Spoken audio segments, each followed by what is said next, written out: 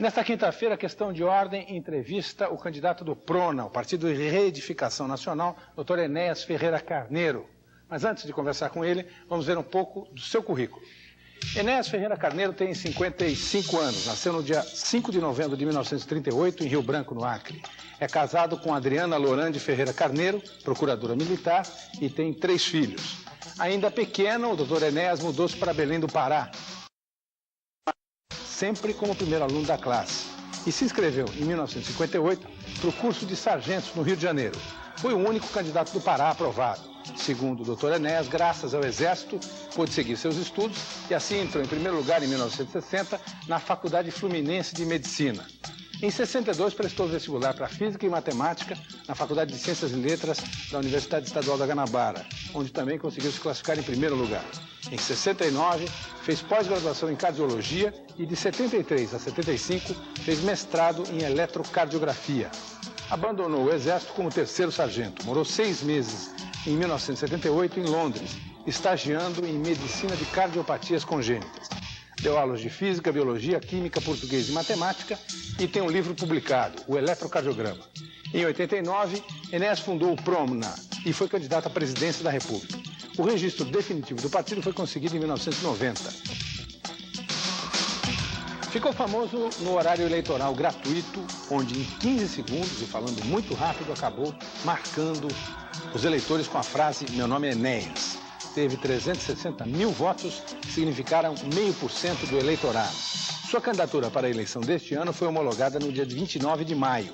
O candidato a vice é o almirante Roberto Gami Silva, que foi presidente do GEBAN, Grupo de Estudos do Baixo Amazonas, no governo Figueiredo. Na última pesquisa de opinião feita pelo Vox Populi, entre os dias 4 e 7 de junho, Enéas está com 2% das intenções de voto, na frente do candidato do PL, Flávio Rocha, que tem 1%. Boa noite, doutor Enéas. Boa noite, senhor Paulo. Antes de mais nada, eu queria saber por que levou um médico, um cardiologista, até internacionalmente aí, experimentado e reconhecido, a se interessar por política. O sentimento que me levou a isso, e eu já me referi, já fiz alusão a essa tese diversas vezes, foi um sentimento de indignação. Eu sou um cidadão comum, como qualquer outro, das pessoas com as quais a gente cruza nas ruas, e uma pessoa que se sente indignada com tudo que está. Qualquer cidadão olha para o quadro político e percebe que a nação vem sendo espoliada, que os valores cívicos estão sendo destruídos, que as coisas fundamentais para o bem-estar de um cidadão estão sendo deixadas de lado, que a população está ficando à míngua, que as escolas estão todas elas perdendo o seu conteúdo, que os hospitais não funcionam, enfim, diante desse quadro de incúria, de desídia, né, de falta absoluta de cuidado com a coisa pública, um homem comum como eu, como qualquer outro, se sente possuído de indignação.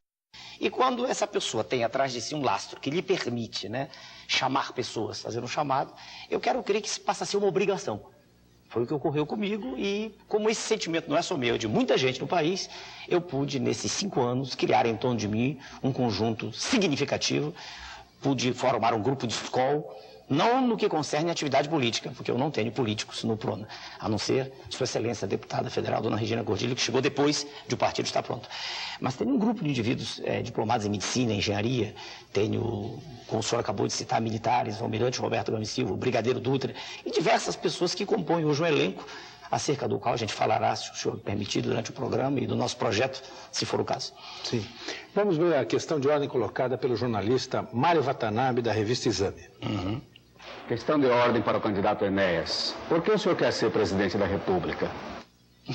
Por que eu quero ser? Uma parte da pergunta já foi respondida. O sentimento é de indignação, primeiro. Agora, a segunda parte, se tem ou não condições para tanto. Durante a vida inteira, eu estou olhando para o senhor porque eu não sei de onde está vindo a pergunta, eu continuo falando com o senhor. Durante a vida inteira, eu me distingui por uma coisa só, por uma vontade de aço. Eu costumo levar a termo aquilo que desejo realizar. E em tendo sido assim durante toda uma vida de estudo e trabalho, e tendo para trás, quer dizer, no passado, um currículo de estudo em que me distingui com proficiência no que fiz, e tendo o hábito salutar de manter minha palavra, eu quero crer que eu juntei as condições. A capacidade de falar, de exprimir-me, de conseguir com que pessoas me ouçam, capacidade de realizar. Eu presidi, inclusive, uma sociedade de cardiologia no Rio de Janeiro e é possível perguntar para os colegas o que foi isso durante o tempo que eu lá estive.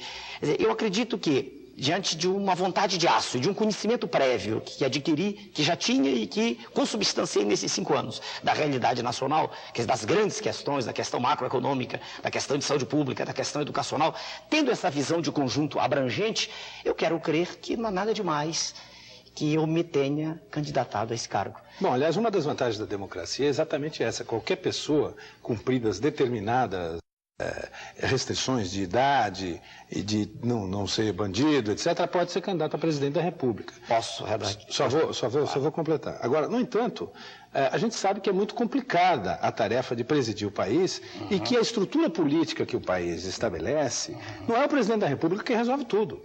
Ele depende do Congresso Nacional, ele depende de uma enorme burocracia. Não seria mais fácil o presidente da República ser de um partido mais forte, mais estruturado, do que de um pequeno partido que só tem uma deputada? Posso responder? Claro. Eu penso exatamente o oposto.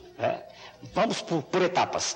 Primeiro, quando o senhor diz que uma das vantagens do processo democrático é essa, eu já me permito discordar. Porque dever-se-ia exigir um mínimo de preparo, o que não se faz. Mas aí não é democracia. Uai, depende do conceito que se tem de democracia. Aí pode ser uma autocracia, pode ser uma plutocracia. Plutocracia seria de ricos. Se fosse ricos. Pode ser uma organização de sábios, como já houve. Vamos mergulhar então nesse ponto primeiro, né, ao qual o senhor fez alusão. Para dirigir um avião exige-se um treinamento específico. Para cuidar de uma pessoa, mesmo sendo um paramédico, exige-se uma formação específica. Para lecionar qualquer matéria, exige-se uma formação específica. Exige-se formação para quase tudo. Para dirigir um país não se exige nada. Não haverá, veja o senhor, nesse contexto... Não, exigem-se votos. Pois é, mas aí que eu pergunto de novo. Exige-se representatividade. Exato. Mas já que o senhor quer aprofundar, minha pergunta é essa. Será que basta ter votos? Eu me permito discordar disso, estou lhe dizendo. O senhor tem um ponto de vista, eu tenho diferente. Não, desculpe, não é meu ponto de vista. Sim, é a regra do jogo. Sim, mas a regra do jogo. Eu aceitei. E o senhor está aceitando essa regra para disputar. Sem dúvida, eu aceitei e o aceito, não tenho nada contra a regra. Aliás, eu cumpro a lei. Né? Eu a cumpro como ela está. Mas eu só quero dizer que, do meu ponto de vista e de muita gente, dever-se-ia exigir um preparo mínimo, porque senão, Sua Excelência o Presidente passa a ser um títere nas mãos daquele que estão do seu lado. Se Sua Excelência o Presidente da República não sabe absolutamente nada de saúde pública, ele vai fazer aquilo que lhe dizem os seus assessores, que, na maioria das vezes, são escolhidos não por preparo, mas sim por ingerências de ação política. Agora vamos para a segunda etapa. Segunda etapa agora da pergunta. Quando o senhor disse que não seria mais importante ter um partido grande do que um pequeno. Não, também. Porque o que caracteriza o chamado partido grande não é que ele seja grande com o adjetivo na frente, que ele seja um grande partido. Não. Examinemos os grandes que aí estão. Grandes com o adjetivo depois, quer dizer, partidos grandes. São grandes porque tem um número enorme de representantes na Câmara. E o que é que eles representam quando o senhor sai à rua e conversa com cidadãos comuns? O que existe é uma absoluta repulsa da população a essa atividade. O senhor não elimina nem o PT dessa lista? Pelo amor de Deus, eu não queria, se possível, citar ninguém, mas é só olharmos porque aí está. Já que o senhor citou, o candidato ao qual o senhor se refere, e é uma pessoa que só faz isso, ele não trabalha, pelo que se sabe, desde muito tempo atrás, eu não queria, o senhor provocou especificamente. Sempre que possível, não gosto de me referir a eles, porque eu não tenho nada em comum com nenhum deles.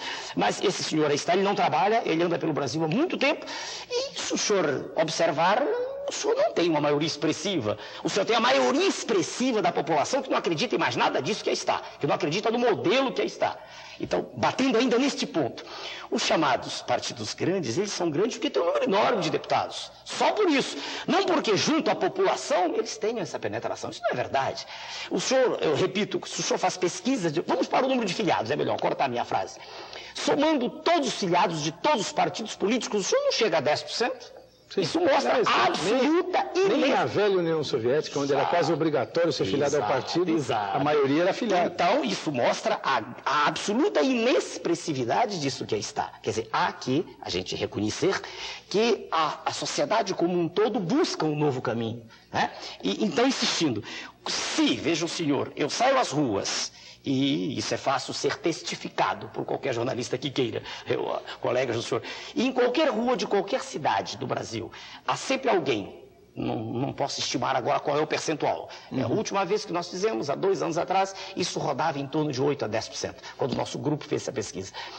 E se a gente, em qualquer lugar do Brasil, encontra pessoas dos mais diversos níveis que se aproximam e hipotecam solidariedade, é porque há a penetração, ela está aí de fato. A pesquisa feita reflete apenas um resíduo. O senhor há de convir que eu não tinha aparecido em nenhum programa de televisão quando foi feita a pesquisa. Eu estava afastado, em linguagem bem singela, amordaçado, não havia nenhuma maneira de exprimir o que eu pensava. Então, indo do que é importante, quando Sua Excelência o Presidente da República assume o poder, e há um exemplo agora recente disso, o atual presidente teve tudo. Ele teve, o senhor sabe, quase que um condomínio para dirigir o país e nada fez. O que foi que ocorreu, com todo respeito à Sua Excelência, aqui não é um ataque pessoal, apenas a documentação de um fato. Qual foi a melhora substancial que houve nas condições de vida dos brasileiros nos últimos anos? Nenhuma. Então, a tese que aí está e é repetida a cada instante, perdoe-me, ela é falaciosa. Não é o fato de um partido ser grande pelo número de parlamentares que vai fazer com que haja ou não uma boa gestão administrativa, técnica, não. Se o Presidente da República, ele é eleito, ele traz um projeto sólido, alicerçado em bases técnicas, e é nisso que eu me bato sempre, e se esse projeto é apresentado e a sociedade o aceita, o próprio Congresso irá aceitá-lo. Porque nós chegamos lá, porque Suas Excelências, os congressistas, são indivíduos normais como nós. Eles apenas estão dentro de um modelo. O senhor deve... Se o senhor acompanha a minha trajetória, eu jamais ataco uma pessoa em particular, eu ataco o modelo. O modelo é pútrido, porque o modelo dos acordos, ele leva à manutenção de privilégios terríveis para a sociedade. O indivíduo chega ao poder comprometido, e é exatamente isto. E aqui um agradecimento ao senhor Jô Soares, no último programa, quando ele disse... Enéas, na expressão dele, o candidato mais independente, porque nós não temos nenhum tipo de vinculação desse gênero. Agora mesmo o senhor também acompanha nos jornais, em todos, os candidatos se aliando para a vice-presidência, quer dizer, compondo coisas que são quase líquidos e imissíveis.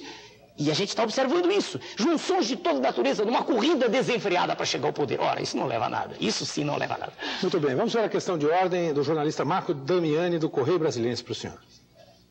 Questão de ordem para o senhor Enéas. Do grande público, o senhor é conhecido pelo primeiro nome e pela grande vontade de ser presidente da República.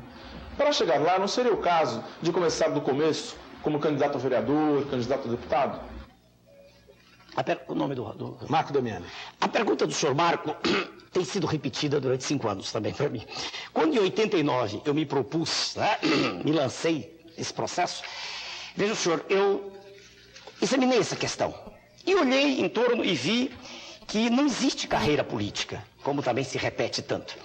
Se existisse carreira política, como, por exemplo, existe carreira universitária, carreira militar, haveria uma ascensão. O presidente Jânio Quadros, por exemplo, foi assim, foi vereador, foi deputado. O senhor citou um exemplo, eu vou citar outros agora, sou obrigado a negar sua tese. Sua Excelência, o Presidente da República do Plano Cruzado, hoje é um senador, ele foi e voltou. Sua Excelência, o governador do Rio Grande do Sul, foi governador, atualmente vereador. Sua Excelência, o prefeito do Rio de Janeiro, há pouco tempo atrás, que decretou o estado de falência da cidade, é vereador. O que existe, o jornalista que perguntou, é um ir e vir, não há carreira política. Há, sim, a vontade permanente de manter-se num cargo público, e aí não sou eu quem vai dizer o porquê, são as evidências que aí estão documentando a importância de estar num cargo, né? Estar no poder. Agora, a segunda etapa também da pergunta. Quando ele pergunta, não seria mais fácil? Não, porque nisso que se chama carreira política não se aprende absolutamente nada. Devagar agora, para amarrar bem. E nesse cenário que aí está, indivíduos que ao longo desse processo tenham aprendido a discorrer, por exemplo, sobre questões de macroeconomia, sobre questões de importância para a nação como um todo. Eu não conheço e não vejo nos pronunciamentos preocupações sérias com as grandes questões nacionais, por exemplo, com o subsolo, como falei no último programa, quer dizer, sobre as nossas riquezas que estão se esvaindo, que estão sendo mandadas para o exterior a preço vil. Eu não vejo pronunciamentos de preocupação com a inserção do Brasil no cenário internacional, a não ser de modo terrível, como foi feito no governo de Sua Excelência o presidente Collor, quer dizer, vendendo tudo nosso, né? Entregando tudo. Então, eu não sei como, sendo vereador, sendo deputado, eu iria aprender, porque Câmara de Vereadores, Assembleia não é escola, não é lá que se aprende geopolítica, não é lá que se aprende macroeconomia. Aprendem-se essas disciplinas em livros, estudando e trocando ideias com pessoas preparadas, que foi o que eu fiz ao longo da vida. Eu quero crer que se eu aprendi filosofia, foi estudando nos clássicos, foi lendo Aristóteles, foi lendo Kant, foi lendo Leibniz, né? Se eu aprendi teoria do Estado, foi lendo os livros de teoria do Estado. Não teria sido discutindo, perdoe-me, com políticos profissionais, porque eu raramente ouço alguma coisa que me impressione quando eles se manifestam. Essa é a minha resposta. Muito bem, nós vamos fazer um rápido intervalo em questão de ordem com o candidato do PRONA, Dr. Enéas Carneiro, volta em seguida.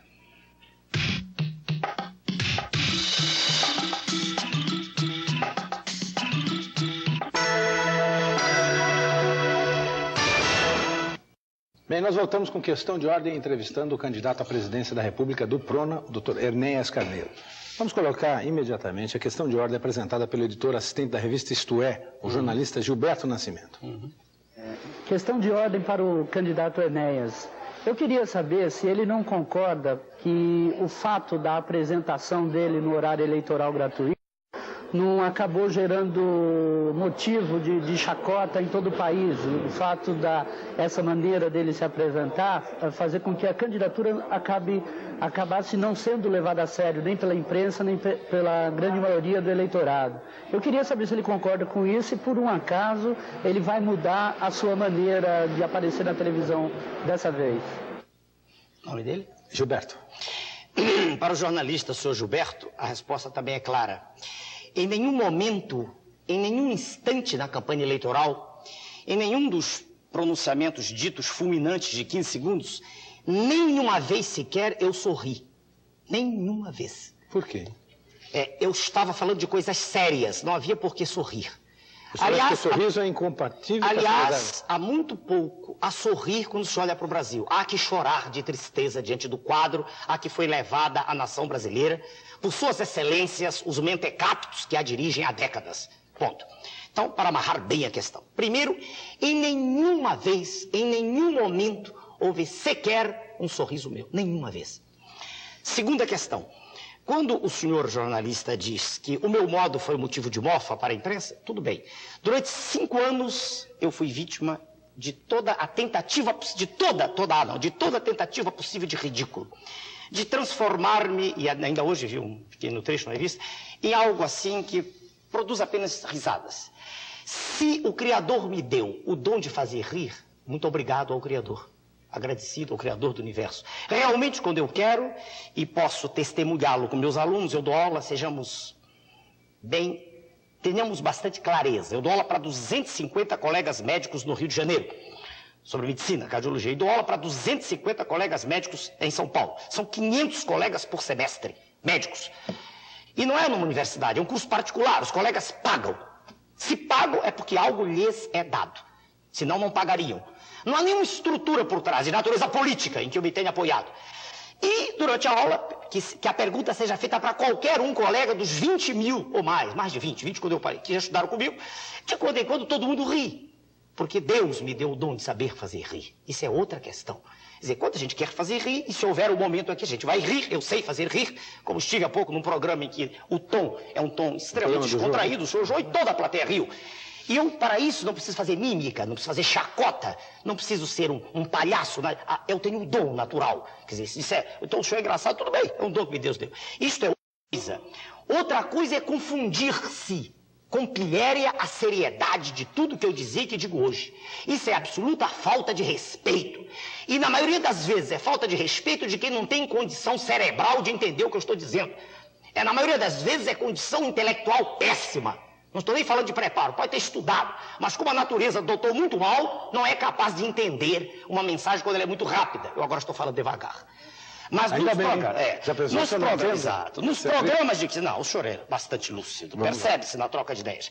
Mas nos programas de 15 segundos eu era obrigado, né? Eu era obrigado, dada a circunstância a qual eu tinha sido lançado, eu era obrigado a falar a uma velocidade de 3 a 4 palavras por segundo, o que é uma coisa terrível. Eu estava como que enjaulado. E as mensagens tinham que ser tonitruantes, tinham que ser fortes para que marcassem. Não era apenas, como a grande maioria dos jornalistas repete, não era apenas meu nome Enéas, não era isso. Era uma mensagem forte, tão forte que marcou. E o que o senhor vê hoje como Deus certo é apenas resíduo, é o eco.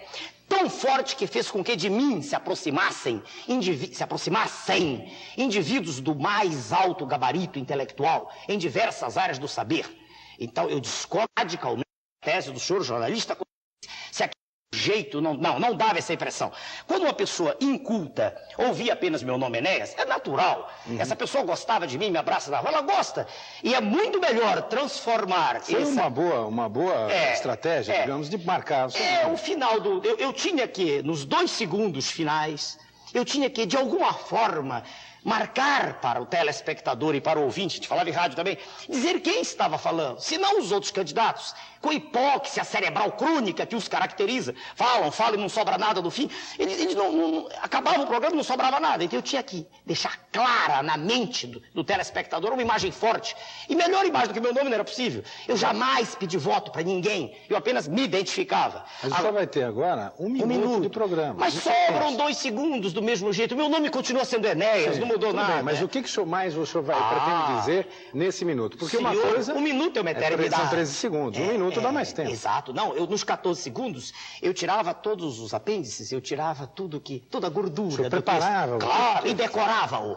Decorava. Não havia teleprompter, eu fazia questão para que saísse em 2 fôlegos, 2, 3 fôlegos no máximo. Então, realmente, para um grande grupo que não queria entender a profundidade do que ali estava sendo dito, não queria ou por interesse, né, por má fé, ou porque não tinha condição para tanto, né, que estava habituado com a velocidade de carroça medieval com que os pronunciamentos são feitos normalmente, que dão sono, que faz com que as plateias adormeçam.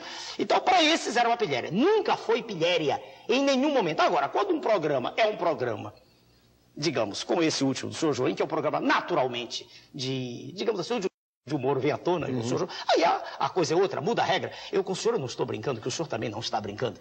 Há lugar, eu discordo radicalmente do conteúdo que vem e digo ao senhor com todo respeito. Pergunta como essa, que se repetida, a resposta é a mesma, não há necessidade mais de fazer, a resposta é a mesma. Agora, de qualquer maneira, o senhor vai ter 1 minuto na televisão e mais. O senhor está tendo já, desde o início da campanha, mais espaço. O senhor está aqui no Questão de Ordem, teve no programa do Jogo, certamente vai estar em outros programas de televisão. A sua exposição pública é maior. Isso. Como é que o senhor pretende utilizar essa exposição pública para passar a sua mensagem e ampliar o seu partido? Da mesma maneira como estamos fazendo aqui com o senhor, expondo com clareza, com sinceridade, com honestidade o meu pensamento. Eu, ao conversar com o senhor, eu não preparo o que eu vou dizer. E eu disse antes, o senhor me pergunta o que o senhor quiser. Se eu não souber, eu direi não sei. Eu não tenho por hábito cultivar a mentira, a hipocrisia. Se aquilo que o senhor perguntou, eu digo, eu sei. Eu acredito, razoavelmente preparado. Bem preparado, extremamente preparado, talvez não haja ninguém. Porque as questões da presidência da República são complexas, como o senhor mesmo, com bastante propriedade, disse no início. Mas eu me preparei. E não vejo nos senhores que estão concorrendo nenhuma condição disso. Enquanto no Carnaval, eu e meu grupo nos reunimos lá em Itatiaia e mergulhamos e destrinçamos uma temática profunda sobre as grandes questões nacionais, os candidatos estão fazendo acordos, passeando, rodando, fazendo turismo. Nós não fazemos isso. Eu queria saber o seguinte, vamos supor que haja um telespectador aí que não seja um intelectual, não seja um letrado, não seja um iluminado, e que ache que as teses que o senhor apresenta aqui no programa são interessantes. Essa pessoa pode participar do PRONA? Sem dúvida. O nosso partido tem, em Mato Grosso do Sul, vou citar um exemplo que veio, uma cidade chamada Terenos, tem um açougueiro. Quer dizer, um homem de... O que é preciso para ser do partido? Para ser do PRONA, precisa ter uma vontade gigantesca de endireitar a nação. Precisa estar imbuído dessa convicção que é possível nós nos libertarmos desses grilhões, né, com que vem nos acorrentando os inimigos da nossa pátria. Precisa acreditar que é possível fazer do Brasil a maior nação do planeta. Precisa acreditar que é possível agir na política como se age na atividade médica, como engenheiro, ou seja, falar a verdade, ser a própria pessoa, e não ser essa hipocrisia que a gente vê nos candidatos à presidência da República, dizendo uma coisa outra manhã, na dependência do grupo que dele se aproxima. Eu digo ao senhor, o senhor ainda não perguntou, mas eu digo, eu sou radicalmente contra a especulação. Taxas de juros têm que ser de nível baixo, têm que ser consentâneas com o padrão internacional, em torno de 6%. Não estou interessado no que pensam suas excelências, os donos de banco. Não me interessa nem a mim, nem ninguém do PRONA. Se nenhum banqueiro gostar de nós, não faz mal nenhum. Eu não vou mudar esse pronunciamento, o senhor está entendendo? Sim, e se o senhor for presidente da República, o senhor vai mexer nisso. Sem dúvida, mas não é que isso está sendo dito agora. Nós teremos nossa cartilha, que está sendo feita, o nosso ideário, do qual nós não nos afastaremos um milímetro sequer. Aqueles temas que são importantes para a soberania nacional. Nós não vamos aceitar que o nosso minério do subsolo seja vendido no exterior como é, com preços ditados por órgãos internacionais, com a conivência de nossas autoridades. Nós não vamos aceitar que a educação continue sendo como ela é, fabricando uma legião de mentecaptos que não tem nenhuma condição de competir no mercado. Mas para isso não precisa ter um sinal verde do Congresso? Não. O senhor passa por cima do Congresso? Não, o Congresso é inepto. Inepto. O senhor fecharia o Congresso? Não há necessidade. Primeiro que isso é inconstitucional. Sim. Vamos respeitar a Carta Magna, que aí está. Não, o Congresso, quando eu digo inepto, deixe-me articular melhor, destrinçar, esmiuçar. Quando eu digo inepto, quer dizer, o Congresso se curva diante de uma vontade. Nós temos um exemplo disso, notório, extremamente recente. Quando Sua Excelência, o ex-presidente, o senhor Fernando Collor, assumiu o governo, e não foi, como tanto se repetiu, com margem substancial, não foi. Havia uma diferença pequena de alguns milhões de votos. Na verdade, a população se dividiu. Não havia opção, só havia os dois. Era um ou outro, o que é um erro também. Havia uma terceira opção, era anular o voto. Mas ninguém fala disso. Injeta-se sempre nas veias do cidadão a ideia de que ele tem que escolher. Eu, há muito tempo, anulava meu voto antes de ter entrado nisso, porque eu não acreditava nessas figuras que estão. Eu anulava sistematicamente. Por que eu tenho que votar num ou no outro? Que é isso? Onde é que está escrito isso? A lei prevê que eu possa anular. Naquela ocasião, eu anulei. Quando eu saí do primeiro turno e vi que havia dois indivíduos sem nenhuma condição de dirigir o país, eu anulei meu voto. Um semi-analfabeto, o outro analfabeto, eu anulei o voto. Porque a presidência da República tem que ser exercida por alguém com preparo. Alguém não só com dignidade, mas com preparo. Para poder escolher seus assessores. E não ter seus assessores indicados por outrem. Mas voltando à tese. Então, naquele instante, em 1989, nós estávamos, o senhor sabe, imbuídos de uma vontade muito grande de mudar o cenário. Era aquela, digamos, era uma tônica. E eu olhava para o cenário que se descortinava e dizia assim para mim mesmo: como eu me comporto? O que eu faço? Como o senhor acabou de falar, com 15 segundos. Eu tinha que seguir a trajetória. Eu a segui. E perdi o primeiro turno. O que eu poderia fazer no primeiro turno? Muita gente da imprensa, muitos colegas diziam: eu só apoio. Não posso apoiar. Eu discordo das teses que aí estão. Se elas são contrárias ao que eu penso, se eu sou contrário a esse neoliberalismo, a essa ventania boreal, a essa liberdade absoluta de explorar, eu discordo disso. Eu penso em um Estado que tenha o seu papel. Um Estado que atue a favor da sociedade. Como é que eu podia aceitar? Por isso eu não leio o voto. Aliás, a propósito disso, eu queria que a gente visse aí a questão de ordem do jornalista e diretor da revista Isto É, Tom Gomes Pinto, que é por aí. Pois não? Questão de ordem para o candidato Enéas. Em quem o senhor votou nas eleições para governador do seu estado e prefeito da sua cidade? Eu conheço até pessoalmente o senhor Tom, já ouviu uma vez. Eu não tenho por hábito. Então eu vou ser sincero também aqui, eu anulei meu voto. Né? Nos dois casos? Nos dois casos. É desagradável ter que reconhecer, mas eu olho para o cenário político e tenho náusea. Entende? Desculpem-me, os senhores telespectadores, o senhor, mas não há desrespeito, eu estou apenas dizendo a verdade. Eu olhei para o cenário e me senti tão mal que eu anulei o voto. Mas aí, se o cenário político é tão ruim assim, ruim, é muito ruim. Não é melhor sair para uma solução que não seja a solução de se candidatar, de disputar a eleição? Porque fazer o que não sei. Pois não. Veja uma coisa. A política, pressupõe um acordo e um entendimento, muitas vezes, entre pessoas que não concordam com as mesmas ideias. Qualquer pessoa que passe pelo Congresso Nacional e vê lá no cafezinho o José Genuíno e o Amaral Neto conversando amigavelmente, estranha. Porque parecem adversários. Mas é assim que se faz a política no Ocidente, nas regras do jogo democrático. Sem dúvida. Não é, então, um pouco contraditório se anular o voto sistematicamente? Mas aí é que é o ponto. O fato de duas pessoas de pensamentos contrários trocarem ideias não quer dizer que, num determinado momento, na hora da ação, essas pessoas continuem juntas. O que me incomoda é que elas estão juntas. Na hora da ação também. Esse é o ponto nevrálgico. Aqui é que nós vamos botar, como se diz numa linguagem bem simples, do telespectador humilde, que pode estar também assistindo ao programa, é o dedo na ferida. O problema é que nós vivemos uma grande farsa. Essa que é a verdade. Não existem convicções ideológicas mais. Isso é que me entristece. Não é só aqui no Brasil, América Latina como um todo. Nos países ditos em desenvolvimento, países subdesenvolvidos. Não estou falando de uma Alemanha. O modelo político a que o senhor fez referência é o modelo de um país desenvolvido. Aqui não. Num país como o nosso, onde 2/3 da população estão alijados do processo, o senhor diz, mas votam, não votam, mas não tem nem condição de sobrevivência mais, né? Então, num país como esse, os acordos são feitos sem que eles participem. Quer dizer, é uma elite que decide. E aí não há opostos. E eu vou deixar ao senhor bem clara aqui uma ideia que servirá para o futuro. Admitamos que este processo em que eu entrei, em que eu e o meu grupo, nós entramos, admitam os senhores telespectadores, que nós cheguemos ao segundo turno. Vai ficar bem clara a minha tese que nós vivemos numa farsa. Porque todos se unirão contra mim, sem dúvida. Porque eu represento exatamente aquilo que é contrário aos interesses que vigem no momento. Este é o ponto. Eu digo ao senhor o seguinte, porque o senhor, sou eu agora, é uma questão temporal.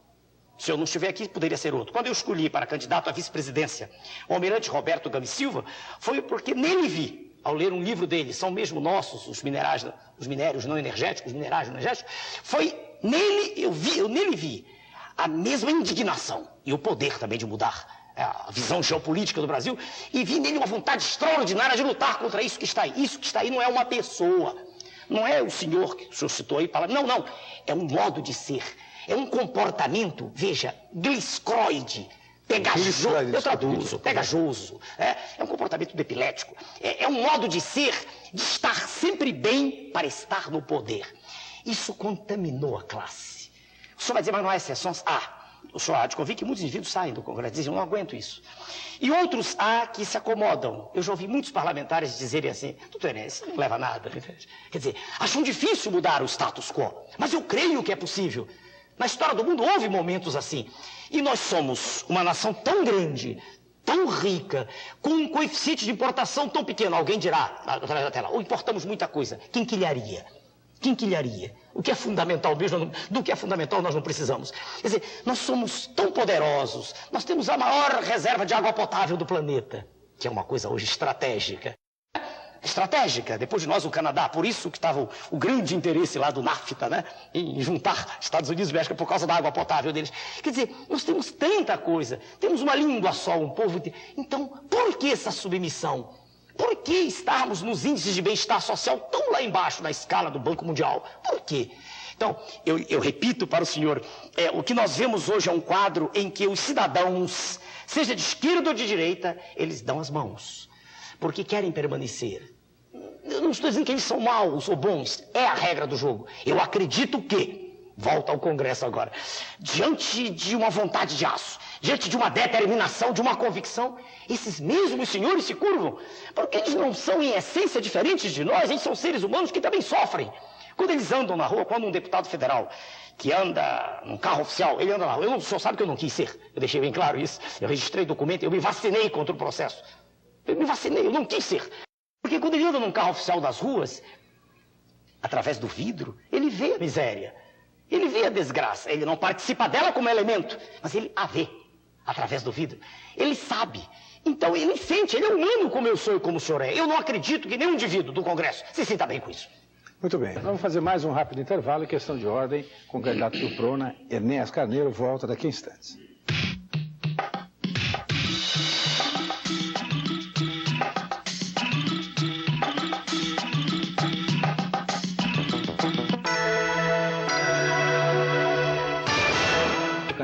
Presidência da República pelo PRONA, Enéas Carneiro.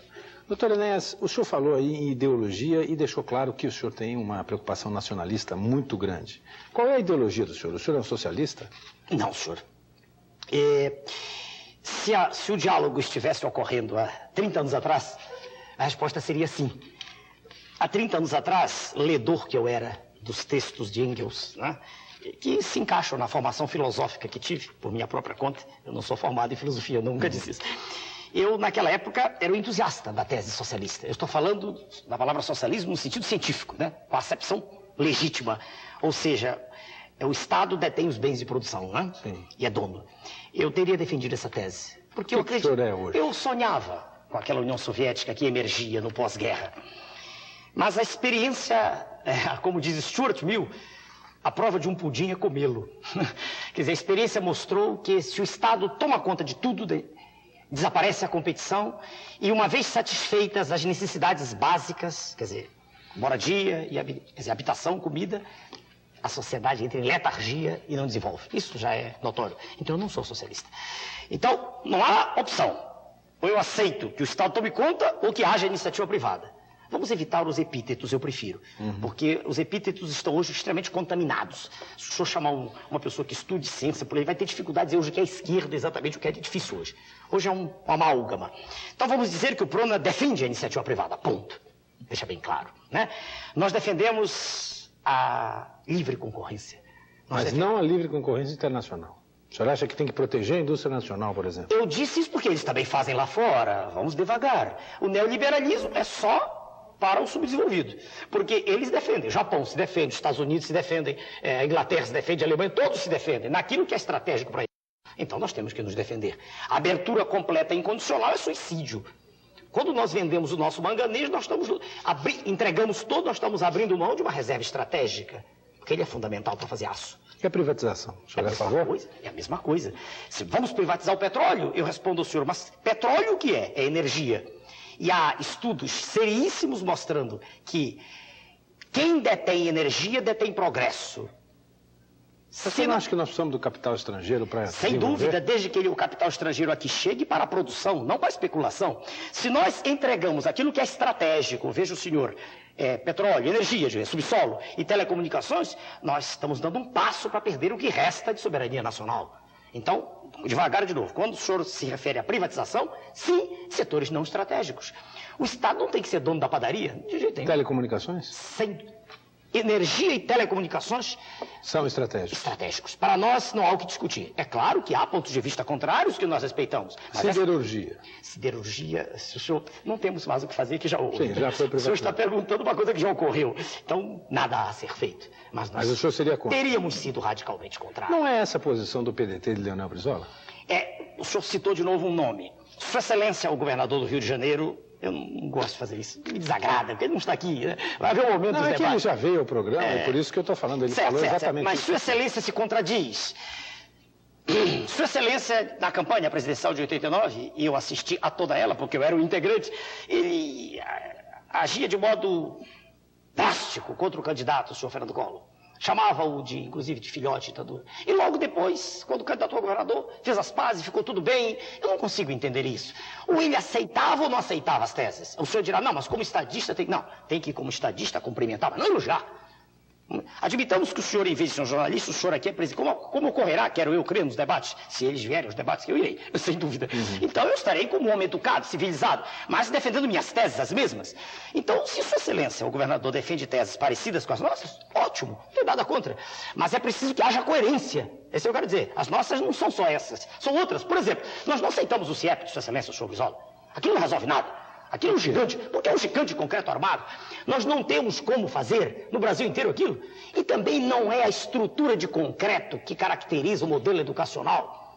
É aquilo que está sendo ensinado, é o valor do professor, é a valorização dele como profissional. Primeiro, ele tem que ser bem pago, extremamente bem pago, porque ele forma o cidadão de amanhã. Primeiro.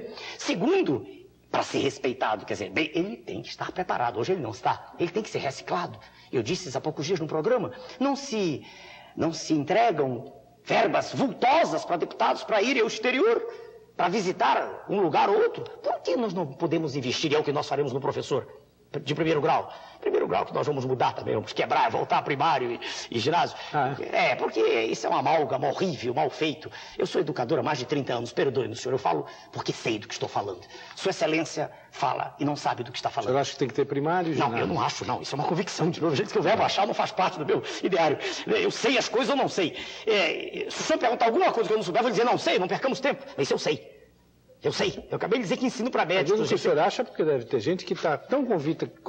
Só que se discutir, eu provo a essa pessoa que está dizendo que ela está errada. O problema é só esse. Traga-me um convicto no sentido contrário, que eu vou mostrar que as teses dele não têm fundamento.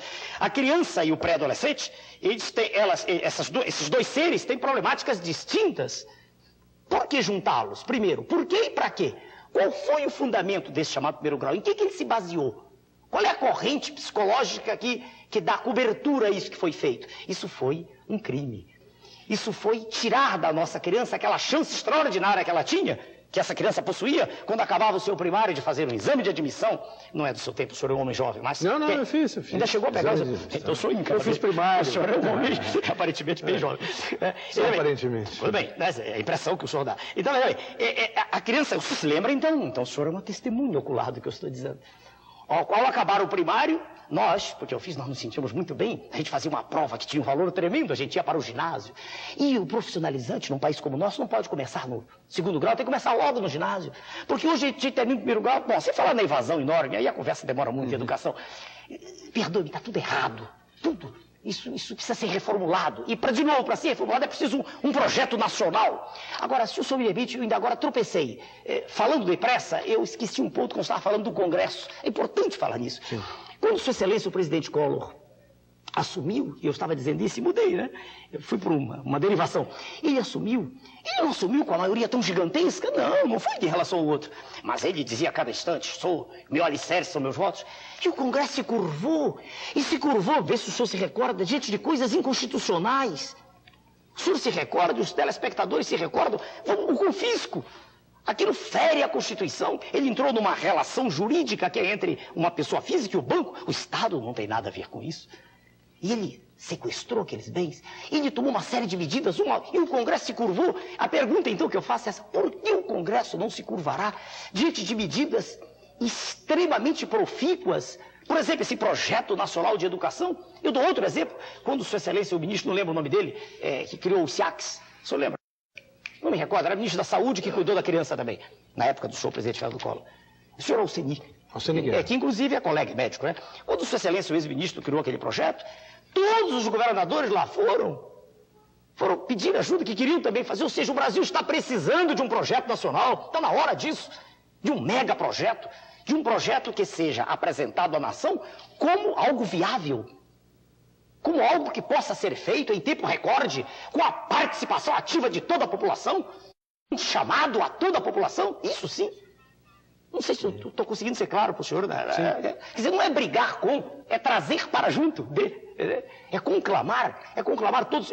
Dizem-me sempre assim: por que o senhor não vai à sociedade médica? Mas eu não sou representante dos médicos. Eu fui presidente da Sociedade de Cardiologia, mas eu na minha sala de aula eu não falo em política. Pode perguntar para qualquer aluno meu, inclusive é um assunto curioso, que eles me veem na tela, eu estou falando de medicina, são assuntos estanques. Agora, eu sou representante dos médicos, dos engenheiros, dos advogados, dos coveiros, dos engenheiros, dos biscatistas. Eu quero ser representante da sociedade como um todo e não de um grupo. O senhor entende? Eu não quero chegar à presidência, eu sou representante. Não, eu quero que a sociedade toda se una, está na hora disso. Perfeito. Vamos ver a questão de ordem do jornalista Marcelo Bauer, da revista Isto É, para o senhor, e que tem um pouco a ver com isso que a gente está falando. Questão de ordem para o candidato Enéas. Quem serão seus principais assessores no caso do senhor ser eleito? Quem vai ser, por exemplo, o seu ministro da Fazenda ou o seu ministro das Relações Exteriores? Como o senhor vai encontrar tantos assessores importantes num partido tão pequeno? A pergunta repete. O conteúdo da pergunta do jornalista é mais ou menos o mesmo da pergunta. Eu repito, pessoas de preparo estão no país. Não serão necessariamente do partido. Não, e nem de nenhum outro. Vamos acabar com essa farsa repetida a todo instante pela imprensa, que as pessoas preparadas estão em partidos políticos. Isso é uma falácia. Pelo contrário, as pessoas de mais gabarito não entram em política. Política geralmente atrai a escória da sociedade. Primeiro ponto. Agora, segundo, eu tenho hoje do meu lado um professor de macroeconomia da Escola Superior de Guerra, professor Marcos Coimbra. É apenas homônimo daquele senhor, parente do senhor Collor, não tem nada a ver com ele, é apenas o mesmo nome. O professor Marcos Coimbra é titular de análise quantitativa da UERJ. Ele é um homem de alto preparo em economia. Não estou dizendo que será ele o ministro, não tem que ser ele, porque nós trabalhamos em conjunto, o nosso grupo trabalha querendo levar o Brasil para frente. Nós não estamos trocando cargos. A resposta é para o senhor jornalista que fez. Não existe no Pruna esse desespero de leilão de cargos, não existe isso. Existe uma vontade férrea de fazer. Mas o senhor faria então um ministério de técnicos. Não notáveis aplaudidos necessariamente pela imprensa. Porque vamos deixar bem claro, eu dei aula para mais de 20 mil médicos, nunca tinha sido citado antes na imprensa. É o melhor exemplo. E se quer saber que eu sou, pergunte para qualquer aluno meu. O senhor pode encontrar um aluno meu que discorde das ideias políticas, é claro, é natural. Por isso eu usei. Mas pergunte sobre o conteúdo daquilo que lhes é transmitido. Esse é que é o ponto. Então eu vou procurar indivíduos de valor. E esses indivíduos estão se aproximando cada vez mais. Uma vez que eles percebem que tudo aquilo que eu dizia em 89 representa a fiel realidade. Eu retratei um Brasil em 89. O Brasil que eu retratei está pior hoje. Bem pior. E o senhor me permite, se o senhor permite, dar o telefone do nosso comitê, posso fazê-lo? Posso dirigir o telespectador? Com a sua permissão e agradecendo a rede de televisão que está nos dando essa chance. Se o senhor telespectador quer fazer contato conosco, em São Paulo nós temos um comitê instalado com 2 números. São Paulo 011. Isso. 228-6360. 228-6360 e 291-5064, em São Paulo. 291-5064. No Rio de Janeiro, a nossa casa... 021? É 021. E nós temos mais números, eu trouxe um, estava com pressa. 262-2828. Vou repetir, 021-262-2828. Fazendo contato com esses números, os senhores terão dos outros estados. Nós temos representação em 15 estados. Muito obrigado ao senhor. Imagina. Não, muito obrigado pela sua atenção. Isso aí é um compromisso que a Rede Gazeta tem de justamente abrir espaço para a discussão política e para todos os partidos o mais democraticamente possível. Mas eu queria voltar a uma questão que é esse conceito que o senhor tem de que o país tem que ser dirigido, um país, seja ele qual for, pelos excelentes nas suas áreas. Isso. É uma condição de excelência no que concerne ao preparo, né? Excelência não em dinheiro. Sim. Tenho que ter do meu lado um milionário, um bilionário. O fato de ter dinheiro não quer dizer que a pessoa seja boa ou má. Há indivíduos virtuosos, há indivíduos com uma grande vontade de ver o Brasil melhor e que são grandes empresários. Agora, quem defenderia os interesses do chamado povão? Aquele que não é o sujeito que é o torneiro mecânico, o agricultor. O torneiro mecânico é bem povão, ele está bem melhor. O povão mesmo é o sujeito que varre a rua, varre o aeroporto. O torneiro está melhor um pouquinho. Bem, mas quando eu falo, vejo o senhor da sociedade, vamos entrar, já que o senhor permite, entrar bem na questão. Eu sou de origem humilde. O senhor não disse... Talvez o senhor não tenha querido dizer, não há nada de que se gabar, de que se ufanar nisso, mas minha origem é humílima, e não tenho por que me envergonhar disso. Meu pai era barbeiro. Aliás, o senhor disse que só virou pobre quando foi para Belém, não foi isso? É, porque eu era remediado. Sei. Naquela época, há 40 anos, não, peraí, eu estou com 55, eu fui para Belém em 45, eu tinha 7 anos, 8 para 9 anos, por aí. Logo depois da bomba atômica. Eu, com 9 anos de idade, quer dizer, em 47... Um barbeiro dava queijo, dava leite para os seus filhos. A minha mesa era farta. Claro que não se podia pensar em... Televisão não existia na época, né? Não se podia pensar nessas coisas supérfluas, né? Que a sociedade nos dá, para nós que temos essa condição hoje. Mas eu tinha uma mesa farta. Eu estudava numa escola pública do lado do filhos de autoridades. Eu tinha a escola pública que nós vamos fazer renascer. Por isso o nome, o senhor citou, é reedificação da ordem nacional. Eu não estou interessado nas teorias mirabolantes modernas. Eu quero o ensino clássico. Eu quero aquele ensino que forma cidadãos, que faz com que pessoas como eu e o senhor saibamos nos expressar em linguagem falada e escrita. Só isso. Não quero nada demais. Eu quero um quadro negro, giz. Então, falando da infância, que o senhor perguntou. A origem é muito humilde, mas muito mesmo. Daquela época, quer dizer, eu era um filho de um homem pobre, mas um homem que... dava de comer. Hoje um pobre não leva nem carne para casa, né? Um jornal custa uma fortuna. Como é que pobre lê jornal, né? E meu pai lia jornais, né? Eu me lembro disso, né? Falava de Getúlio Vargas, quer dizer, coisas da infância. Meu pai falece quando eu tenho 9 anos de idade, e aí a vida se topa, porque minha mãe era uma senhora humilde, dona de casa, e naquela época mulheres não trabalhavam, o senhor se lembra? Quase meio século atrás. Foi muito árdua a vida, muito dura, muito. Eu trabalhei fazendo todas as coisas que uma criança pode fazer para ajudar em casa. Então, eu sou um representante do povo. Eu não sou um falso representante do povo, o senhor está entendendo? Estou lhe falando de todo o coração, como eu falo, em todos os lugares. Eu ganhei um telefone celular de presente de um empresário e fiquei até sem jeito, eu nunca tinha usado um telefone celular. Eu vivo bem, já lhe disse, ganho bem, vivo bem, mas eu não sou um homem da elite, digamos assim, adaptado aos salões, nada disso. Eu sou simples pela minha própria natureza. Eu sou realmente representante do povo, entenda? Quando eu procuro a excelência, é porque eu preciso ter indivíduos preparados. Porque senão as medidas que vão ser tomadas serão contrárias àquilo que é o fundamental. Entenda? Quer dizer, a visão do que o povo precisa, eu a tenho. Porque eu sou esse grupo. Não sei se eu estou sendo claro. Eu vim de lá. Eu não nego minha origem. Eu andei trem da central, entende? Quer dizer, eu passei necessidade, só que eu não usei isso para estudar. E jamais teria entrado nesse processo. Eu não quero cargo público, político assim. Tanto que não quis ser deputado, jamais teria entrado. Não fosse ter entrevisto a possibilidade da mudança. Quer dizer, mudar. Se o senhor de novo perguntar por que o senhor não quis ser deputado, porque deputado não muda. Por melhores que sejam as intenções, já lhe disse, muitos têm, talvez até a maioria. Isso aqui é incrível. Talvez a maioria do Congresso que ele não consegue. Os líderes, por acordos espúrios, vão levando a nação cada vez mais para o buraco. Então, repetindo, eu não posso ter, dirigindo o Ministério da Saúde, um mentecapto. Não. Eu tenho um médico preparado e respeitado pelos seus pares. Só que ele não vai me dizer o que deve ser feito, porque eu tenho condições de discutir com ele.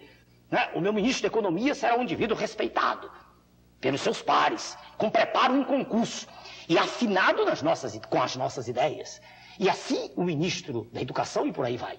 Muito bem, nós vamos fazer mais um rápido intervalo. Questão de ordem com o candidato do PRONA, Enéas Carneiro, volta daqui a instantes.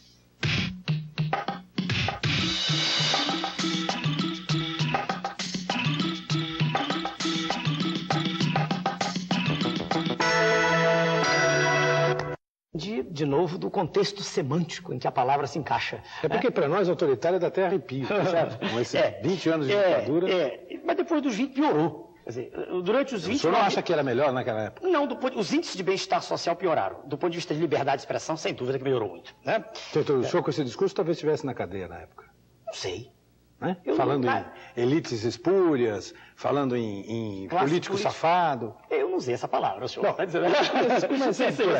Mas já que o senhor me perguntou, permita-me então dizer como eu vejo a questão. Não existe nenhuma forma de atividade humana que possa ser exercida a bom termo sem ordem. Nenhuma.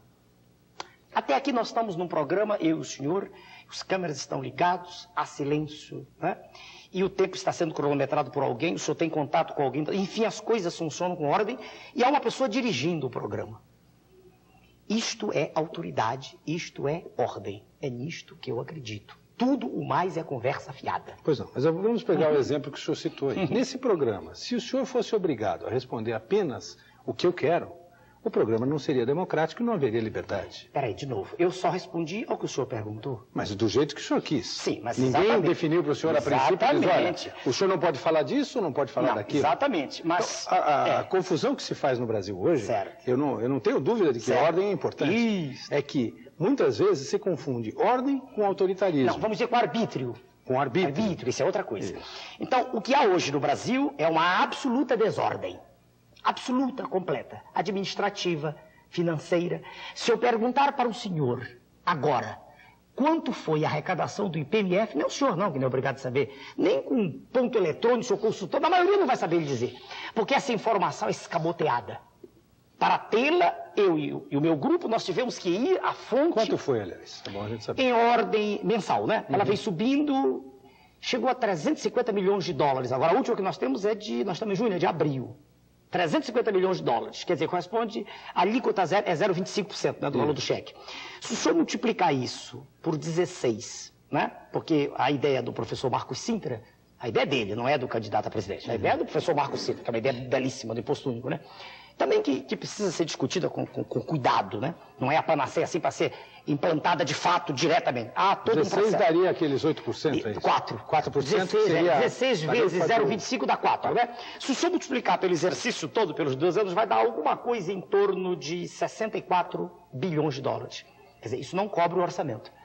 Mas, Sua Excelência, o ex-ministro, que atualmente é candidato à presidência, dizia que se o IPMF não fosse aprovado, haveria um caos. Foi aprovado e o caos continua, do mesmo jeito. Quer dizer, quando eu digo ordem, mas é isso, não perdi agora. Ordem, eu quero dizer o seguinte, a administração tem que ter ordem. Quer dizer, quando existe ordem, a população tem direito a ter acesso ao que se passa no nível governamental. Em chegando lá, haverá uma permanente prestação de contas à sociedade. Não haverá esse jogo matemático que é feito a cada instante burlando o homem comum.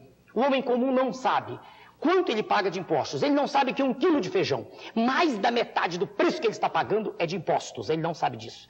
Conversa-se, fala-se, mas ninguém diz isso com contundência, que ele está sendo roubado a cada instante no quilo de feijão que ele compra.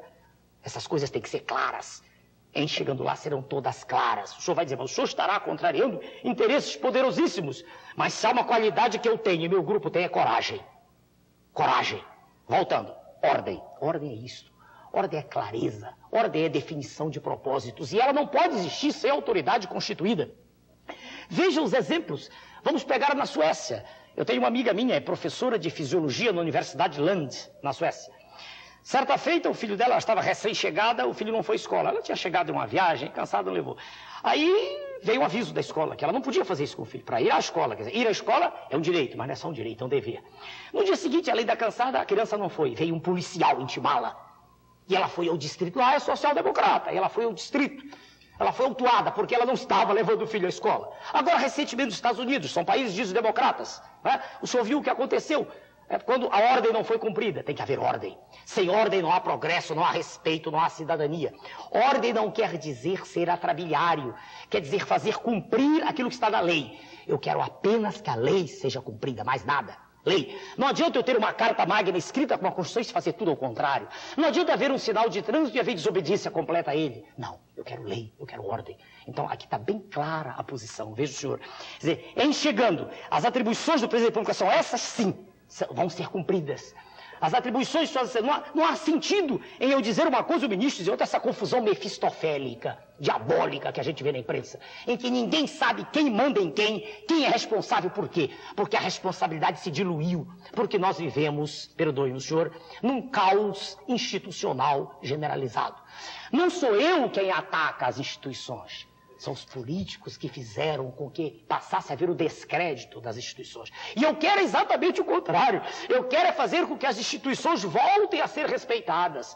Eu quero que o indivíduo tenha a satisfação de ser brasileiro, que ele não tenha vergonha de ser brasileiro. Quer dizer, essa tentativa de transformar as minhas teses em atos discricionários é uma tentativa mendaz, falsa, contra a qual eu me ponho de público. O senhor sabe que, conversando aqui com o senhor, eu me lembro muito de uma figura política sobre a qual eu queria a opinião do senhor, que é o ex-presidente Jânio Quadros. Por quê? Em primeiro lugar, por esse discurso a favor da ordem. Em segundo lugar, por ser um chamado outsider, porque ele sempre correu por fora dos partidos políticos e fez a sua trajetória política. E em terceiro, até, pelas expressões como mendaz, ladravaz, ele era um bom português. Muito bom, tanto que chegou a assinar um dicionário. O senhor votou no Jânio Quadros? Sem dúvida, não posso negar. Foi a última vez em que votei assim, um voto foi. Vamos, de novo, usar a mesma sinceridade, que errando ou acertando, eu lhe disse no princípio do programa, e se chegar à presidência, se o senhor estiver conversando, continuarei dizendo do mesmo jeito. Eu gosto de dizer a verdade. Porque dizer a verdade eu não preciso fabricar nada, eu não preciso estar preocupado com contradição. Eu era um garoto naquela época. Né? E mesmo o senhor dizendo que tem idade, o senhor tem que ser bem mais novo que eu. Não é possível também, não exageremos. O senhor não deve ter votado. Mas eu era um garoto. Não é possível, seria demais também. O senhor está exagerando. Mas eu naquela época era um rapazola e eu votei nele porque acreditei nos princípios de moral, de ordem. Né? Agora, algumas diferenças a serem estabelecidas. Primeira diferença, o senhor Jânio Quadros foi por fora, mas entrou em um partido. Nós, perdoe-me, um pouco de vaidade, nós criamos a estrutura. O PRONA foi criado, a primeira pessoa que pensou nele fui eu. Né? É claro que hoje ele é enorme, não é pequeno, como dizem, ele está na massa já. Segunda diferença, o senhor Jânio Quadros renunciou. Eu não pretendo renunciar, de jeito nenhum, a não ser que eu não cumpra aquilo que prometi, aí é diferente. Aí é uma questão de foro íntimo, mas ele não. As forças terríveis não vão tirar o senhor de lá. As forças não são tão ocultas, elas são claras. As forças são o capital internacional, alienígena, e aqueles vilões, aqueles inimigos da pátria, que deles são aqui dentro representantes. Essas são as forças ocultas. Não há dúvida quanto a isso, não estão tão ocultas. Estão em todos os lugares. A gente vê uma empresa nacional por trás, há apenas um testa de ferro ali, por trás há um capital alienígena. Mas bem claro. Então, essa segunda etapa, eu não vou renunciar. A terceira condição, o senhor Jânio Quadros, muito tempo depois, voltou a se candidatar a prefeito. O senhor sabe disso, também não. Eu agradeço a comparação que o senhor fez, que é elogiosa para mim, né, porque ele era um homem extremamente preparado em ciências humanas. Nunca vi o senhor Jânio Quadros falar de outra área qualquer. Ele era um homem com bom preparo em ciências humanas, em ciências biológicas, em ciências exatas, nunca ouvi pronunciar-se. Aliás, eu não conheço nenhum candidato a presidente da República que tenha condições de preparo de falar nessas 3 áreas. Nenhum. Estou deixando bem claro, diante dos telespectadores do senhor, nenhum. Não estou me referindo ao menos preparado de todos, não, nem isso. Estou falando daqueles que detêm diplomas de curso superior. Eles são indivíduos que levam a maior parte do seu tempo discutindo, trocando ideias, mas não estudam. E a gente aprende em livros. Esses são a fonte conspícua de informação. Agradeço ao senhor a comparação, mas em chegando à presidência e cumprindo o meu dever de cidadão e de patriota, eu me retiro para sempre. Vamos ver a questão de ordem do jornalista Ricardo Osman, que é chefe de reportagem dos jornais do Estado de São Paulo, Jornal da Tarde, e colocou uma questão de ordem para o senhor. Questão de ordem para o candidato Enéas. Eu gostaria de saber do senhor qual a sua posição sobre o índice de desemprego atual no Brasil. Se trata de um país com enorme potencial, um território muito grande, uma população muito grande, mas há muito desemprego em São Paulo, há muito desemprego no Rio de Janeiro. E eu queria saber o senhor, uma vez na presidência, o que efetivamente o senhor iria fazer para acabar com esse problema visivelmente desnecessário no Brasil. Antes, um comentário. Excelente pergunta. Porque objetiva, clara e me permite falar sobre o projeto, um pedaço. Né? Não é sobre os outros candidatos, que o tema não é. Excelente pergunta. O nome do senhor, do rapaz? Do Ricardo. Do senhor Ricardo. Excelente pergunta. Obrigado pela pergunta, que dá oportunidade, me dá o ensejo de definir. Veja bem, nós temos hoje números calculados. No Brasil, tudo que é estatística, a gente... Para qualquer estatística, a gente olha com desconfiança, né? Mas nós temos cerca de 10 milhões de pessoas desempregadas. Como corrigir o problema? Por etapas. Primeiro, hoje não pode haver investimento. Porque, repito, de cada 3 dólares arrecadados pela União, 1 dólar vai para a especulação. Porque é muito melhor aplicar em qualquer setor, em qualquer região do setor financeiro, do que aplicar na produção. Então, o corte será drástico na especulação. Isso eu já disse diversas vezes, em todos os programas. Quer dizer, as taxas de juros, que normalmente são embutidas nos custos dos produtos, claro, qualquer empresário faz isso, ele não é burro. Ele não é oligofrênico. O empresário, ele tem uma empresa e ela visa a lucro. Se ele, mesmo não precisando de ir a banco, a nenhuma fonte de capital, que não seja o dele, mesmo não precisando, se ele trabalhar com juros menores, ele está perdendo dinheiro. Os outros ganham, então ele embute. Ou ele diz, bom, então eu não vou cobrar tal cara, pego meu dinheiro e aplico. De qualquer maneira, a produção dele diminui. Então, a primeira coisa é essa, é lutar contra a taxa de juros. Primeira não, são muitas. Existe então uma lei do deputado Fernando Gasparian que estabelece em 12%. A Constituição, peraí, mas é Constituição. O que o senhor está dizendo é constitucional. E alguém respeita a Constituição do nosso país. Voltamos à lei, à ordem. Mas bem, eu vou mais longe, eu vou para os níveis internacionais, 6%. Vamos parar com essa história do Brasil ser cassino de milionário. Entendeu? Quem quiser fazer cassino vai fazer lá fora, aqui não. Se nós chegarmos aqui vai ser um país de produção. Então, primeiro, em acabando a especulação, e os empresários sentindo e vão sentir que estão diante de um governo, de um Estado forte, de um Estado que está preocupado com a produção, que não é socialista, é um Estado social, é um Estado preocupado com a sociedade, que ele vai atuar a favor daqueles que perdem na competição. Sim, que alguém tem que olhar por eles, alguém tem que olhar pelo pobre cidadão que não conseguiu vencer, alguém tem que lhe propiciar a escola pública, alguém tem que lhe dar o hospital público, e é o Estado. Agora, o empresário vai ter estímulo. Primeiro, então, taxas de juros as mais baixas possíveis. Não aquela fantasia do cruzado, levando a zero. Não. Nível internacional, 6%. 6% ao ano.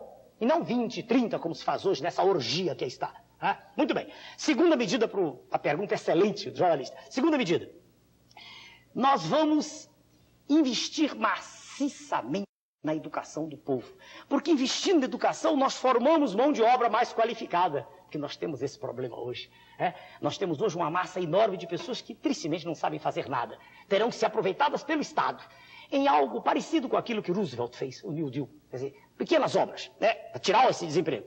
Terceira medida, uma reforma tributária gigantesca que diminua o peso, o ônus das empresas.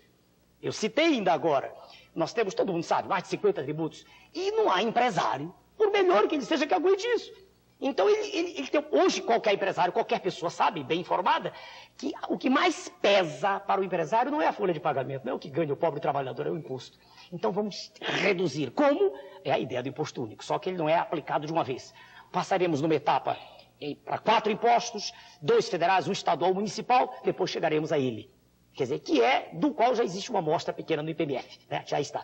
Passaremos para ele. Aí sim, unificando, e o modelo do imposto único se encaixa muito melhor na nossa tese do PRONA de centralização doutrinária do que no modelo do outro partido, que não tem nada a ver com isso aqui que eu estou dizendo. Então, em chegando assim, quer dizer, todos pagam impostos, nós pouco a pouco iremos absorvendo a economia informal, que é gigantesca.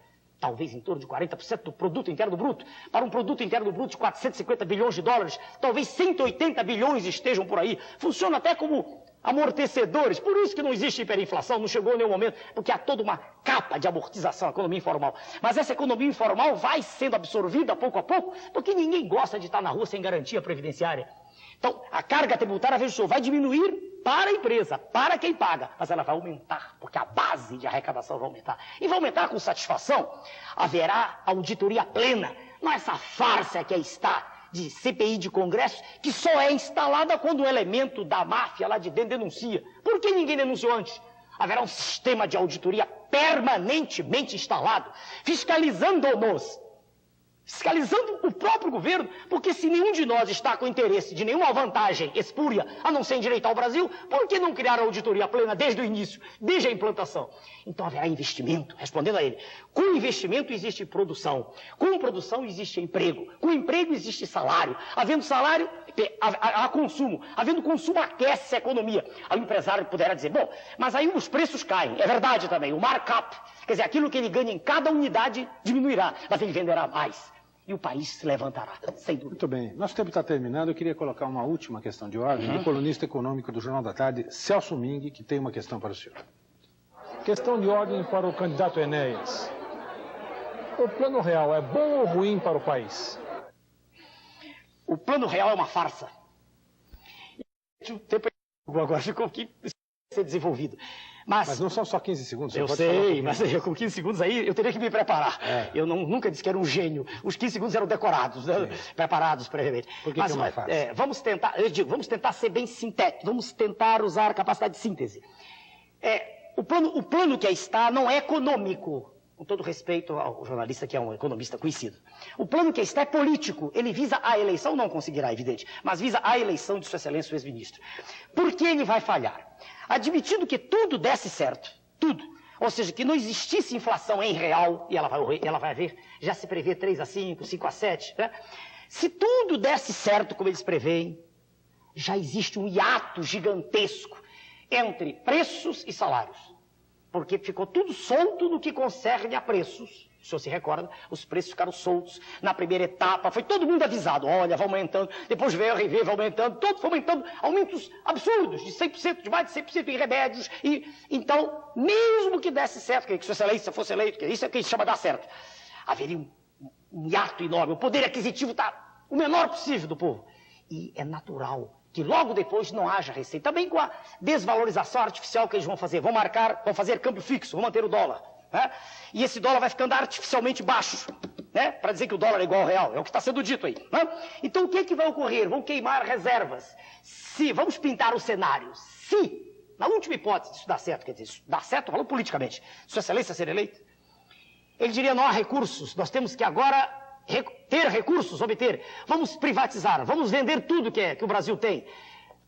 Haverá uma privatização, haveria, se Deus quiser não haverá, haveria uma privatização selvagem.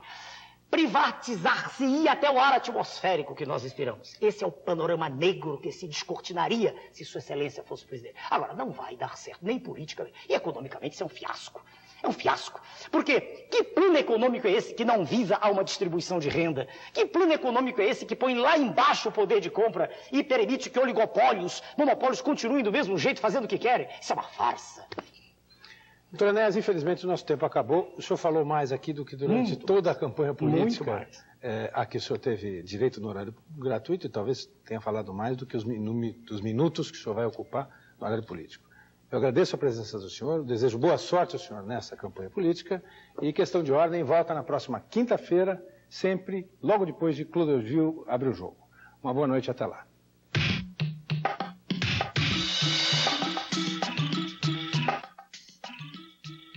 YB 518 TV Corcovado, canal 9, Rio de Janeiro. Bem forte, de segunda a sexta, 15 para o meio-dia. CNT, Central Nacional de Televisão.